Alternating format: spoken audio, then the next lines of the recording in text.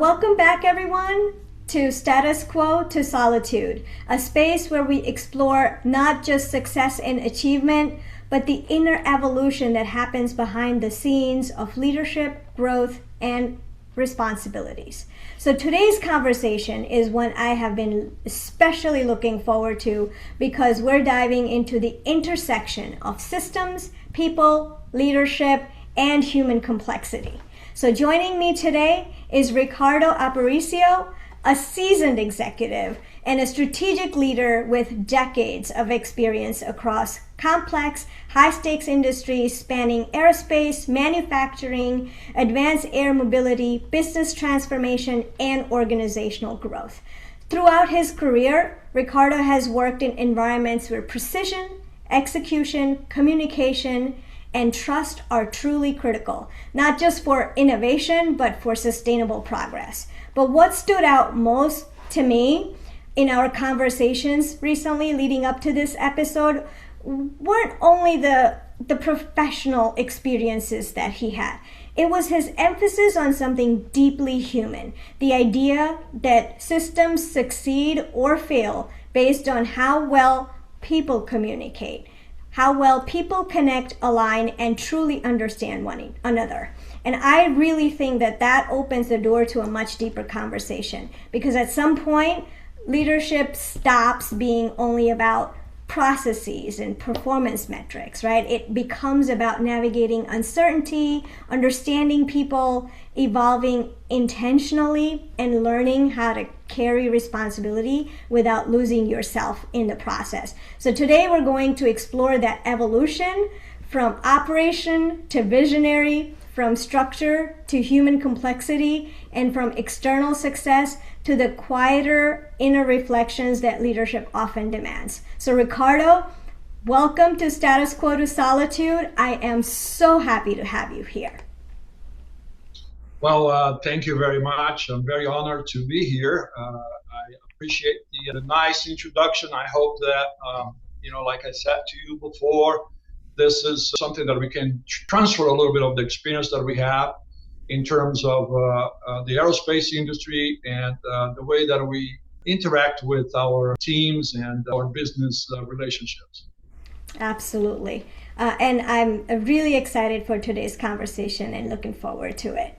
So with that, we'll jump into the questions. I know we have a lot to unpack today, a lot of great conversations to have. So let me start us off with our first question. So you have worked across complex industries where execution, precision, and scale matter enormously. Looking back, how has your understanding of leadership evolved from being an operator to becoming more of a visionary? Oh, that's a great question. First of all, communication definitely became the most important part of leadership. And I'm going to start with the end of this as a thought. Communication is not enough if you don't have what we call integration, right? You have to have integration. You have to engage your team to be part of that massive amount of information that you want to transfer to your company, either on the production side or on the development side.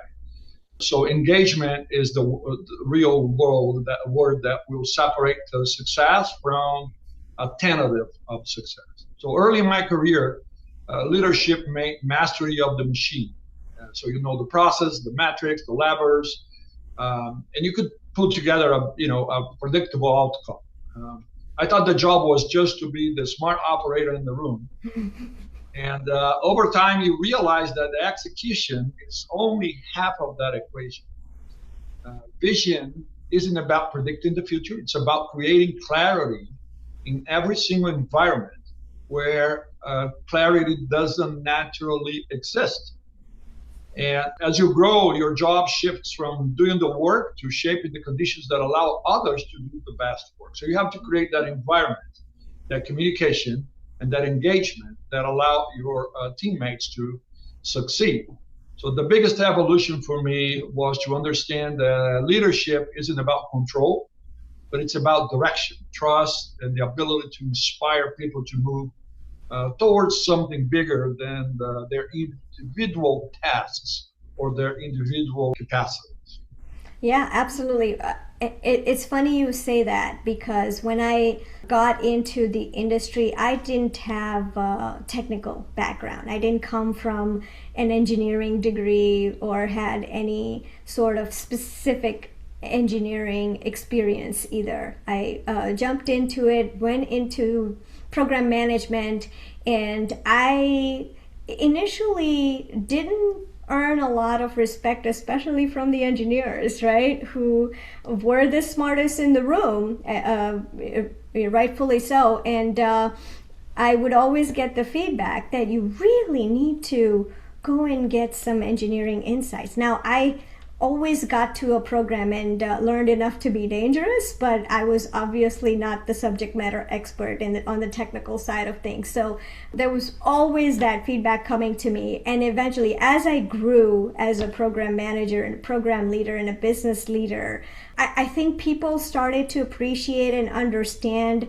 my style and how I focused on the people side of things more than the technical aspects and the overall management of, and kept more of a bird's eye view and a holistic picture rather than getting too bogged down into the details and the technical details. So it was very hard to earn that trust, but I eventually learned it just through being myself and leading the way that I did. So I really appreciate you saying that because we're in an industry where technical knowledge is so crucial, right? We can't really do anything without it, but it's important for people to realize that it's a two-sided coin and one cannot exist without the other. That is correct. Yeah, the most important part of what you said here is that moment of realizing that the technical part is just something that it's part of the equation, right? Yeah, absolutely.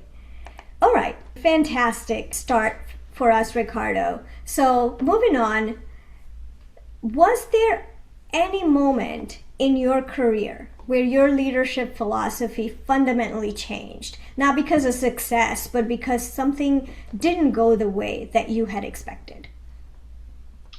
Absolutely. There is always a moment, when a project you are leading failed. And then you're going to look into the reasons of that. And you realize it's not because of the lack of effort, but because it didn't create enough psychological safety for people to challenge either the project or myself. You have to create a culture where people execute your plan. They will execute it instead of trying to improve it. And that failure taught me the leadership isn't about having the right answers. It's about creating an environment where the best answers can surface, even if they don't come from you. You have to create that freedom and that culture of a trust. And that experience really humbled me to reshape how I lead to this day. That is a fact. We technologically, we are always on an evolution path. But technology alone will not do it. You need to have that human factor present on a daily basis to make sure that your team not only buys what you're saying, but they also understand that you are open to receive their input and use that input to benefit the project you're working. Yeah, that's a brilliant observation, right? Because if you don't create that culture of openness and trust, the best of the programs, the best of the designs, they break apart because people don't speak up when it's time to speak up. And sometimes it's not even just about breaking apart. Sometimes people don't speak up at the right time. And, by the time that somebody decides to say something, it's too late. And we're in the part of the program where going back and restarting is too costly or too time consuming, and it would have been so much easier if somebody felt comfortable enough to speak up earlier. So yeah, brilliant observation. But just to add a little bit of what you're saying, you touch a very important point is that, you were dealing with multiple different personalities and experiences, on the environment of a business development and project development. So not everybody is going to respond accordingly. And not everybody's going to have I would call almost audacity to question something. But, you are the one as the leader that should be the one giving that opportunity, creating that avenue for people to go question yourself and bring to the table things that might be a good thing you never thought about. So it's a very important point you just touched there. Yes, absolutely. Again, another great point. We have to be very mindful of how and what all the steps we're taking to create a culture of trust. All right, well, moving into the next one. So as leadership grows, responsibility grows, but then so can isolation. So have you experienced that tension between external success and then internal solitude or isolation or loneliness? That's a good question. That's a catchy question, but it's a very important question you just asked. And the answer is yes. I think anyone that leads long enough eventually will feel isolated. The higher goal, the few people that you can be fully transparent with, will create the isolation. You are carrying the weight of decisions that will affect people, livelihoods, and you can always share the uncertainty behind them. So it's definitely a question that we could talk about this in several different other topics because really it's a thing that happens. And what helped me was building a circle of peers, not necessarily in my company, but people that emotionally understood the cost of a leadership, right? So you do have to create to yourself team, let's say, not to use another word, of peers that can support you on that continuous evolution. Because I always say that it's easy for you to grow, but it's very difficult for you to grow and add evolution to your growth. There are two things that are very close, but at the same time, they sometimes don't run together. And that creates a short wave for failure. Because if you grow but you do not create evolution, and that is in all aspects, evolution in terms of your team evolution as a whole, as personnel, individual personalities, and as a company. So having people who understand that makes the solitude per se more manageable. Yeah. First of all, I love that you talked about a circle of peers, right? A circle of folks who are in the same state or professional state as you, right? Not just in terms of where they are in the ladder. So I really appreciate that because we are social animals and we need to be heard, seen, and it gets definitely lonely at the top. So I can appreciate the camaraderie needed to keep us going with life, right? Especially in leadership. And it's a fine line, right? I mean, it's a fine line of your professional duties and the personal approach. Sure. So you have to be kind of an artist to navigate those. I think it's not a natural thing, but it's something that you have to develop throughout your career, is that flexibility to look outside the box and see where the failures are coming from. Right. I mean, that level of self-awareness is difficult because, leadership often rewards certainty more than reflection. So, fantastic insight. All right, we'll jump into the next question then. What's one belief about success or leadership that you held strongly earlier in life, but you no longer believe in today? You put him in the spot here, girl. That's good. That's excellent. I love this. Those are great questions. And when you say held strongly early in life, I think it has to be with everybody's character as well, right? It's not only the business side of it, like I was saying, but I used to believe that success was just linear. That you work hard, that you made decisions, smart or not, and stay disciplined, that the path would unfold predictably. Now, I know that success is way more chaotic, let's say. It's shaped by luck, I would say, a lot of luck on that, by timing, by relationships, resilience, and especially the ability to adapt when the plans breaks. Yeah. Sometimes you're so sure about something that you started in the beginning, you were so hardcore on that, that you avoid even accepting failure. And you have to be open for that. Yeah. And so I think at this point, my belief on that hard linear leadership has moved into a more lenience towards the project and its honesty, right? And that includes admitting when they don't have, we don't have all the right answers. Sorry that I'm bullying here, but I'm thinking as I speak, because like I said, I had so much involved on this question, which I love it. But I would say that as leaders, we do have to be able to accept errors, accept failures, and being able to also read your team in terms of who's there can actually jump in and make a difference on your project. Yeah, absolutely.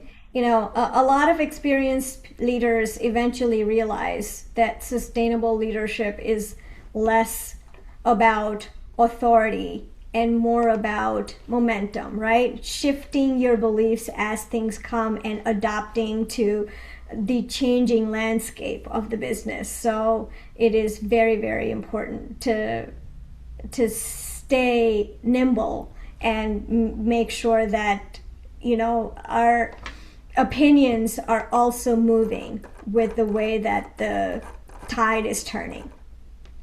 Right. All right. Okay, so I do have a few more questions, and we're going to wrap up here in a little bit, but I definitely still want to continue to hear more about you and from you. So one thing that you wrote that stood out to me was that communication alone is not enough, right? Understanding is what matters. So why do you think organizations and even relationships struggle so much with that distinction? This is a question that I was saying from the beginning of our podcast that I related a lot in terms of communicate versus engaging, right? Remember I said that engaging is the basics of success. So because communication is easy, understanding is hard. Yeah. When you communicate, you are sending an information. The understanding is aligned with actions and meanings. So most people will listen to respond, but not interpret what you actually saying. So organizations reward a lot of speed, efficiency, and decisiveness, none of which will encourage deep listening. And that's the kind of magic little word, engagement, that I think puts together the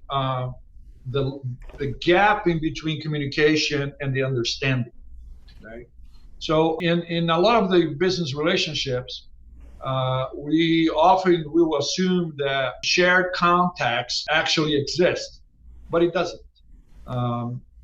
Understanding and your message requires from you as a leader patience, curiosity, and requires humility to ask, what did you hear? Instead of assuming that your message has landed as intended. So what I'm trying to say here is much more than just the technical and maybe, right, some people look at me and say, "Oh, Ricardo, that's old-fashioned." Well, maybe it is. Maybe the 5 minute meetings are the ones that are more successful. But the way I see it, if you want to grow your team, if you want to bring your team to the next level, if you want to bring your team to the level of really helping your organization, you have to give that time to understand their weaknesses and their good opportunities that you have in your desk. So instead of assuming the message landed, you have to be able and have the time to ask, what did you hear and what you understood? I think that's a basic learning lesson that I have trying to utilize throughout my career. Yeah, it's funny you say that because we have gone through multiple exercises and training sessions where we have learned the art of communication, or the exercises that say, all right, once you communicate something, how do you verify and validate that what you meant to communicate is what actually got communicated, right? It is very important. So really fantastic point there, and I really resonate with that, because you can be the most well-meaning leader and you can still come out of a meeting and confuse the hell out of your team. It could just be one point or one topic, but we have to be very, very mindful of how we approach that clarity and alignment with the team. So I truly appreciate that insight. Thank you. So Ricardo, you have evolved over your career from manual processes, physical machine era, to now the world of AI, and there's a lot of churn around this, and things are moving so rapidly. But not only that, I think you have seen an evolution from how you began and then the kind of leader you became, and how the new technology has already taken shape, and how quickly things are materializing there. So what are some of the changes that you're seeing that are different from how leaders were leading 30 years ago versus what's happening now? And what advice do you have for leaders on how to adapt and ensure that their teams feel comfortable with the shift we're going to and are energized about the path that we're embarking on? Sure. No, it's a great question. Well, yes, you're right. I mean, I've been doing this for a little bit, and I've been through the process of actually cunning.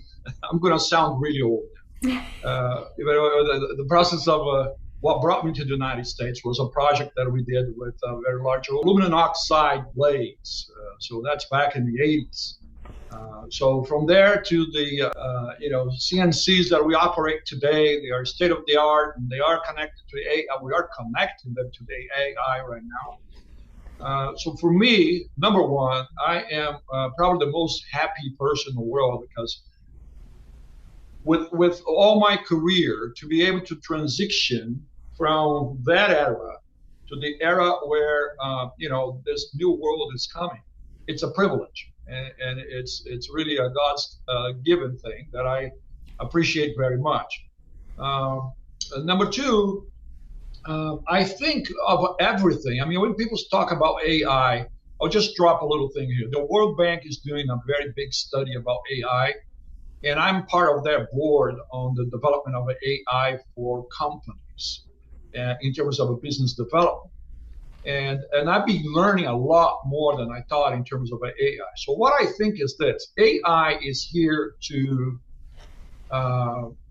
help, and I see how AI has been adding a lot of opportunities for us to expedite things in terms of technology and answers to a lot of the initial parts of our projects in R&D, in parts development and things of that nature.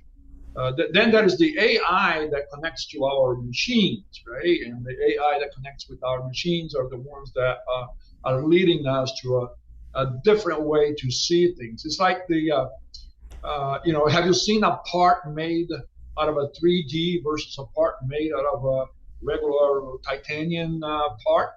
The 3D part may look like a maze, but it will be reduced in terms of weight and a lot of things, because just the opportunity that the AI applies to the 3D cuts off a lot of the old style engineering and brings a new opportunity for fabrication manufacturing of parts that before they were relegated to hard engineering, hard manufacturing. So I think that if you stay grounded and anchor yourself to things all you have to do is just scale up to the new opportunities that are coming by. So I see a lot of innovation out there. The one thing that never is going to change is the balance in between the innovation and the human resources you have. Because without that, you don't have a case, you don't have a team, you don't have a opportunity to, like I said in the beginning, you have the opportunity to grow, but you don't have the opportunity to evolution. And that's what my message would be. Try to always remember to look at your growth and your evolution at a parallel towers that have to grow together. Yeah, that's definitely a fabulous message. And I want to ask you to wrap up with very important for leaders to be mindful of the human side of the connection overall, whether they're just traditional leaders or cutting edge leaders or AI leaders. But what are some of the things that the employees, the people need to be mindful of as well, to be the best version of themselves, to bring their best self to work and to support whatever work they're doing to the best of their ability without getting burnt out? Sure. Okay. Well, my message would be, I'd say for employees, like you said, is always be open for questioning decisions, questioning projects, and communicate your concerns. Sometimes you think that what you have to say is not as important, but the simple engagement with the project shows that you have what it takes to understand what the message is from your leaders, and shows also that you have the ability of think outside of the box. Yeah. Because leadership is not just about moving systems. It's about moving people. Leadership is about real understanding, real connections. And then I keep using the word engagement because I truly believe that engagement is very important. It's not a slogan. It's actually a way of lead your team and your company to the next level.